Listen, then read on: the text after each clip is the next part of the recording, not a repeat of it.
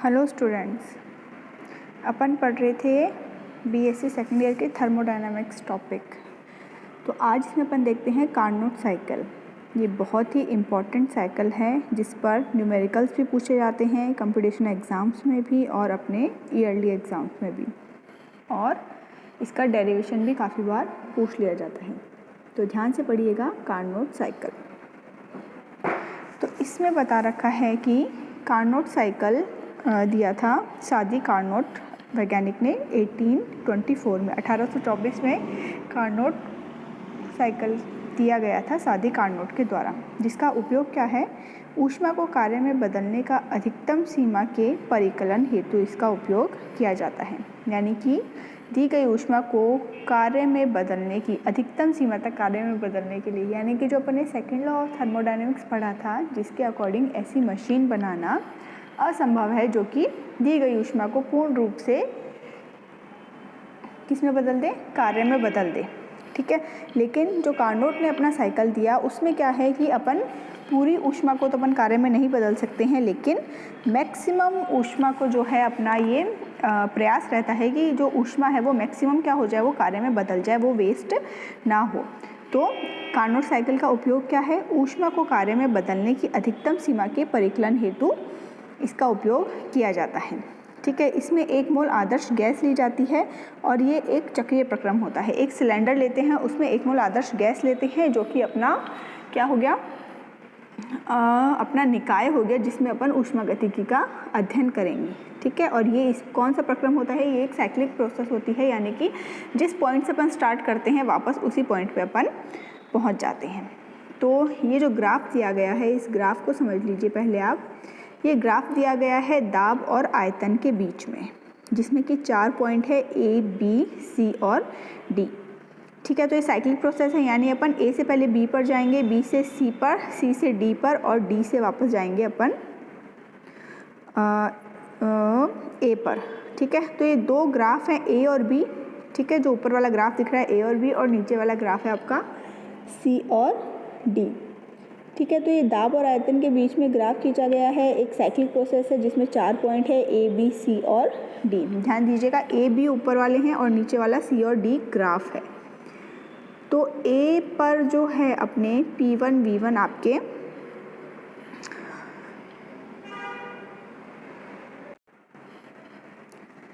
तो इसमें अपन देखते हैं कि ए से बी, ए पर आपके जो पैरामीटर्स हैं वो है P1 V1, बी पर है P2 V2, सी पर है P3 V3 और डी पर है P4 V4। और ए से बी पर जाने में टेम्परेचर है T2 और सी डी का है T1। ठीक है, और ऊष्मा दी जाती है आपके ए से बी में Q2 और सी डी के अंदर आपको दी जाती है Q1। तो सबसे पहला है समतापी प्रसार, यानी कि आइसोथर्मल एक्सपेंशन, जो कि ग्राफ है ए से बी की तरफ।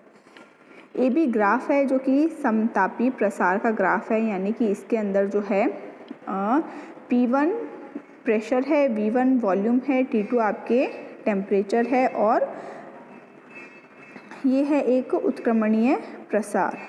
ठीक है, तो ए से बी की तरफ जब अपन जाते हैं तो ए पर आपके पैरामीटर्स है P1 V1 और T2, और बी पर है P2 V2 और T2। ठीक है, समतापी प्रसार है इसलिए टेम्परेचर यहाँ पर सेम ही रहेगा, यानी कि T2 अपन ने इसको दिया है तो T2 ही रहेगा। अब इसमें है Q2 का अवशोषण किया जाता है। Q2 ऊष्मा का जो है आपके, ये देखिए यहाँ पर लिखा है Q2 ऊष्मा का जो है आपके अवशोषण किया जाता है, और ये पहला ग्राफ है। तो अपन कार्य की अगर गणना करते हैं तो उसको अपन W1 से डिनोट करते हैं। तो W1 कार्य निकाय द्वारा किया जाता है, क्योंकि समतापी प्रसार है इसलिए इसमें प्रसार के लिए निकाय द्वारा कार्य किया जाएगा। तो फर्स्ट लॉ ऑफ थर्मोडायनेमिक्स के according delta E is equal to ऊष्मा माइनस कार्य। ठीक है, यानी कि जो आपकी आंतरिक ऊर्जा है उसमें परिवर्तन किसके बराबर होगा, प्रथम नियम के अनुसार दी गई ऊष्मा और कार्य के, दी गई ऊष्मा में से कार्य को अगर अपन निकाल देंगे तो अपन को क्या मिलेगा, आंतरिक ऊर्जा में परिवर्तन।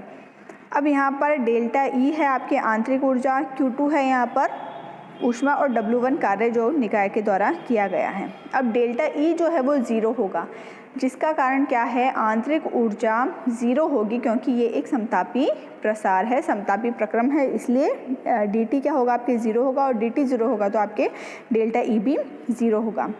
तो अगर अपन पक्षांतरण करते हैं तो क्या आता है, Q2 is equal to minus W1, ठीक है।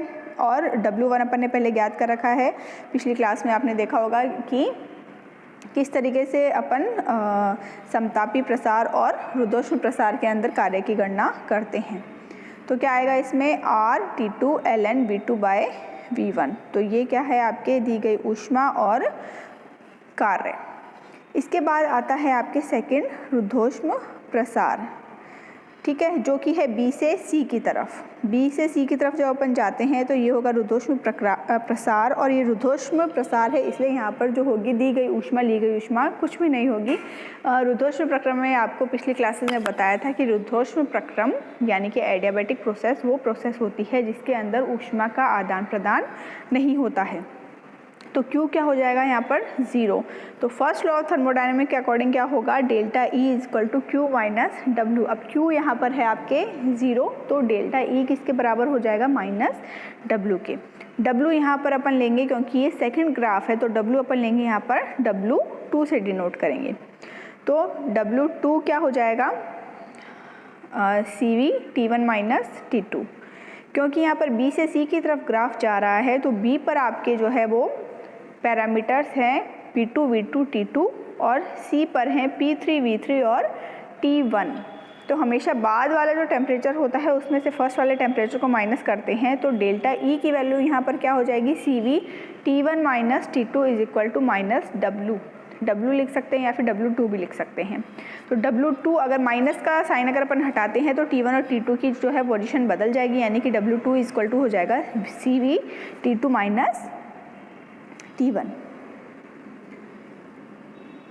इसके बाद नेक्स्ट आता है आपके समतापी संपीड़न, यानी कि आइसोथर्मल कंप्रेशन, यानी कि समतापी संपीड़न, जो कि है C से D की तरफ अगर अपन जाते हैं तो C पर पैरामीटर्स हैं आपके, ग्राफ में आप देख सकते हैं C पर पैरामीटर्स आपके हैं, C पर आपके पैरामीटर्स हैं P3 V3 T1 और D पर पैरामीटर्स है P4 V4 और T1, ठीक है। तो ये देखिए इसके अंदर फिर आता है कि W3 निकालेंगे इसके अंदर अपन, क्योंकि ये तीसरा ग्राफ है। पहला ग्राफ था समतापी प्रसार यानी कि आइसोथर्मल एक्सपेंशन, दूसरा ग्राफ था जिसमें अपन ने W1 ज्ञात किया था, दूसरा ग्राफ था जिसमें अपन ने W2 ज्ञात किया था B से C की तरफ, वो था रुद्धोष्म प्रसार यानी कि एडियाबैटिक एक्सपेंशन। थर्ड ग्राफ अपन पढ़ रहे हैं समतापी संपीड़न या फिर आइसोथर्मल कंप्रेशन, जो कि C से D की तरफ है। तो इसमें अपन जो कार्य की गणना करेंगे वो होगा W3, और यहाँ पर ऊष्मा है Q1। ऊष्मा परिपार्श्विक को दी गई है क्योंकि संपीड़न है, इसलिए संपीड़न के अंदर क्या होगा, जो है आपके ऊष्मा की वैल्यू जो है वो नेगेटिव आएगी, यानी कि परिपार्श्विक को ऊष्मा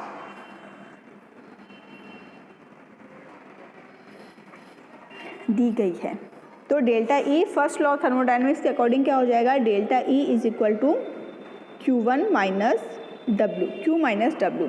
तो Q1 यहाँ पर ऊष्मा दी गई है इसलिए नेगेटिव साइन आएगा, और W के साथ क्या आएगा, W3। अब वही आपके समतापी प्रोसेस है, आइसोथर्मल प्रोसेस है, तो आंतरिक ऊर्जा यानी कि डेल्टा E में कोई भी परिवर्तन नहीं होगा तो वो 0 हो जाएगा। तो minus Q1 equal to W3, और इसके लिए अपन ने पहले जैसे फर्स्ट वाले के अंदर अपन ने किया था उस तरीके से इसके कार्य की गणना होगी, यानी कि RT1 ln V4 bye V3, ठीक है। फिर लास्ट आता है आपके रुद्धोष्म संपीड़न यानी कि एडियाबैटिक कंप्रेशन, जो कि होगा D से A की तरफ। यहाँ पर D पर पैरामीटर्स हैं P4 V4 T1 और A पर पैरामीटर्स हैं P1 V1 T2, ठीक है। और रुद्धोष्म प्रक्रम है यानी कि एडियाबैटिक प्रोसेस है, तो ऊष्मा में कोई भी परिवर्तन नहीं होगा, यानी कि Q होगा यहाँ पर 0।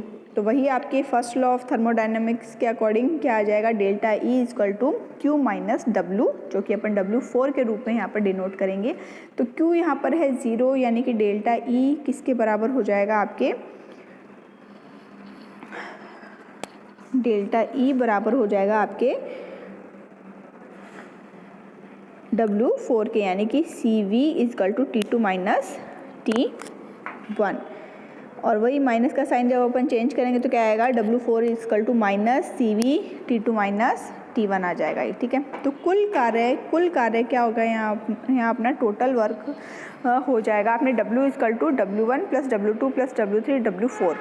अब चारों जो अपने W आए हैं अपन क्या कर देंगे, इनको प्लस करेंगे। तो देखिए नेक्स्ट स्टेप के अंदर आपके दे रखा है W1 2 3 4 चारों की वैल्यू रख दी गई है, जिसमें कि सेकंड और फोर्थ पद जो है वो आपस में कैंसिल हो जाएंगे, क्योंकि ये है CV T2 माइनस T1 और एक के साथ प्लस साइन है और एक के साथ माइनस साइन है, तो दोनों एक दूसरे को कैंसिल कर देंगे। यानी कि W की वैल्यू क्या आ जाएगी, R T2 ln V2 by V1 जो कि W1 है, साथ में आ जाएगा R T1 ln V3 by V4 जो कि W3 की वैल्यू है।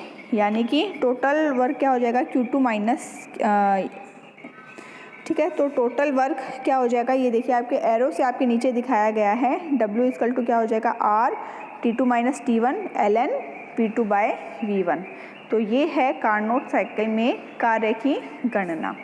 इसी तरीके से जैसे आपके यहाँ दिया गया है, देखिए W is equal to Q2 minus Q1, चूँकि क्या होता है यहाँ पर T2 बाई T1 किसके इक्वल होता है, V3 बाई V2 के, यानी कि रुद्धोष्म प्रसार के लिए क्या होता है, एडियाबैटिक एक्सपेंशन के लिए क्या होता है, V3 बाई V2, जिस पर कि पावर में लगा होता है गामा माइनस 1, ठीक है। इसी तरीके से हो जाएगा आपके T1 by T2 is equal to V1 by V4 gamma minus 1, जो कि है रुद्धोष्म प्रसार के लिए, ठीक है। फिर नेक्स्ट अपने आता है,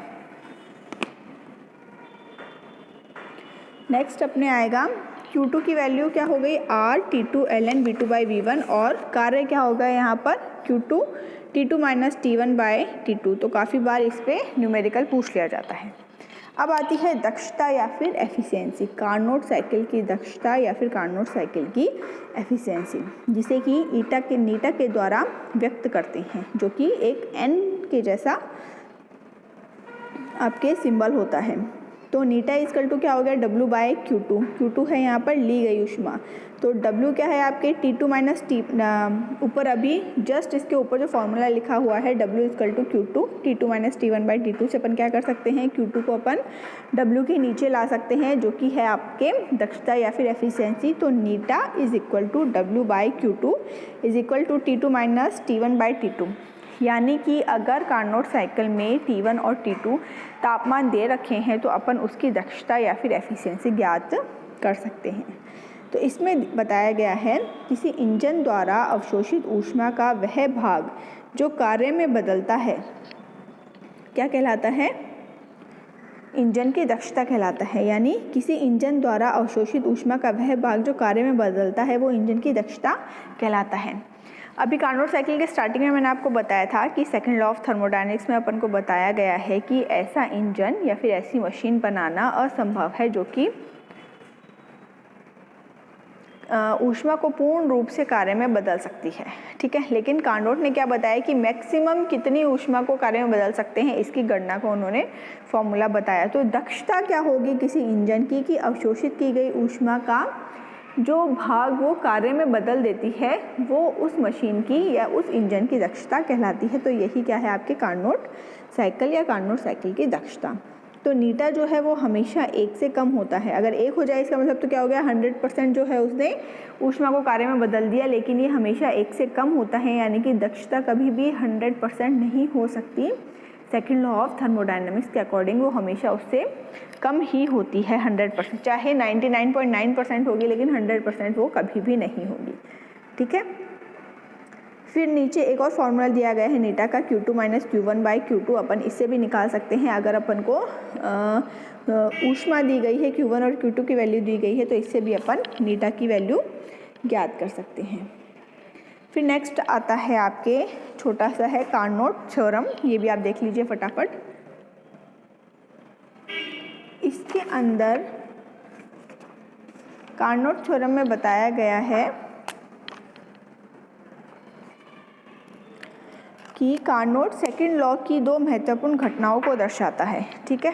सेकंड लॉ पे आधारित है कार्नोट साइकिल, जो कि उसकी दो महत्वपूर्ण घटनाओं को दर्शाता है, जो कि पहली है कि उत्क्रमणीय ऊष्मा इंजन यानी कि नीटा, इसकी जो नीटा एफिशिएंसी है ये हमेशा ज़्यादा होगी अनुत्क्रमणीय ऊष्मा के इंजन से। ठीक है, यानी पहले तो है दक्षता के बारे में बताया गया है कि अगर कोई उत्क्रमणीय ऊष्मा इंजन है तो उसकी दक्षता हमेशा ज़्यादा होगी अनुत्क्रमणीय ऊष्मा दक्षता से, ऊष्मा के इंजन से। ठीक है, यानी कि अगर रिवर्सिबल प्रोसेस हो रही है किसी इंजन के अंदर तो उसकी एफिशिएंसी ज़्यादा होगी किसकी अपेक्षा, जिसमें कि इरिवर्सिबल प्रोसेस हो रहा है। और दूसरी कौन सी घटना को दर्शाता है कार्नोट थ्योरम, कि सभी ऊष्मा इंजन जो हैं दिए गए तापमानों के बीच ही होते हैं, क्योंकि ऊष्मा इंजन कार्यकारी पदार्थ या माध्यम पर निर्भर नहीं करते हैं, केवल दिए गए टेम्परेचर्स पर ही निर्भर करते हैं। कौन सा पदार्थ उसमें या कौन सा माध्यम लिया गया है इस पर निर्भर नहीं करते हैं। अब इन दोनों बातों की प्रूफ क्या हुए, पहला तो है उत्क्रमणीय अनुत्क्रमणीय और दूसरा है केवल तापमान पर निर्भर करता है। अब इसका प्रूफ है कि दो उत्क्रमणीय इंजन लेते हैं, उनकी जो है आपके भिन्न भिन्न दक्षता आती है, चाहे वो दोनों समान भिन्न भिन्न दक्षता आएगी अगर दोनों के समान टेम्परेचर के बीच भी अगर वो कार्यरत है। जैसे कि आपने ये दिया हुआ है सोर्स और सिंक का टेम्परेचर दिया गया है। सोर्स का टेम्परेचर है T2, देखिए इस डायग्राम में, और सिंक का टेम्परेचर जो है वो T1 है। तो सिंक से जो है आपके सोर्स की तरफ अगर अपन जाते हैं तो W कार्य होता है, और सोर्स से सिंक की तरफ आते हैं तो W डैश कार्य होता है। ठीक है, तो दो इंजन लिए गए हैं उत्क्रमणीय इंजन, इनकी भिन्न भिन्न दक्षता होगी, चाहे वो दोनों सेम ही टेम्परेचर पर क्यों ना लिए जाए। ठीक है, तो ये था आपके कार्नोट थ्योरम, जो कि ऊष्मागतिकी के द्वितीय नियम की दो घटनाओं पर निर्धारित है, उत्क्रमणीय अनुत्क्रमणीय और तापमान पर। तो ये था अपना कार्नोट साइकिल और कार्नोट थ्योरम, जो कि दिया था सादी कार्नोट ने 1824 में, जो कि मेन अपने इस ग्राफ पर डिपेंडेंट है। ये एक साइक्लिक प्रोसेस है, इसमें 1 मोल आदर्श गैस ली जाती है, जिसमें कि 4 तरीके के प्रोसेस होते हैं, समतापी प्रसार, रुद्धोष्म प्रसार, समतापी संपीड़न और रुद्धोष्म संपीड़न। ठीक है, तो पहले तो दो प्रसार हो रहे हैं, देखिए आप ग्राफ से भी आप पता कर सकते हैं। A से B क्या हो रहा है, प्रसार हो रहा है, यानी कि वॉल्यूम बढ़ रहा है, और B से C भी क्या हो रहा है, प्रसार हो रहा है, क्योंकि वॉल्यूम बढ़ रहा है। उसके बाद C से D की तरफ जाएंगे तो ये क्या हो रहा है, संपीड़न हो रहा है, और D से A की तरफ जाएंगे तो ये भी क्या हो रहा है, संपीड़न हो रहा है, क्योंकि इसमें आयतन में कमी आ रही है। तो A पर आपके पैरामीटर्स हैं P1 V1 T2, B पर हैं आपके P2 V2 T2, क्योंकि ये समतापी है इसलिए A और B पॉइंट पर सेम टेम्परेचर रहेगा T2। इसी तरीके से C और D जो है ये सेम टेम्परेचर रहेगा T1, और इन पर पैरामीटर्स हो जाएंगे C पर P3 V3 और D पर हो जाएंगे P4 V4, और इसमें अपन चारों के लिए W की गणना करेंगे। चारों का जो है आपके टोटल करेंगे कार्य को, W1 W2 W3 W4 को प्लस करेंगे, और अपने पास क्या फॉर्मूला आएगा, ये लास्ट वाला फॉर्मूला आएगा, W = R T2 - T1 ln V2 by V1। ठीक है, इसके बाद इसकी दक्षता पर नीटा = W/Q2 = T2 - T1 by T2। ठीक है, तो इस तरीके से ये है आपके कार्नोट साइकिल। तो ये अपनी थर्मोडायनामिक्स यूनिट जो है वो आपके कंप्लीट होती है BSc सेकेंड ईयर की फिजिकल केमिस्ट्री की फर्स्ट यूनिट। Thank you.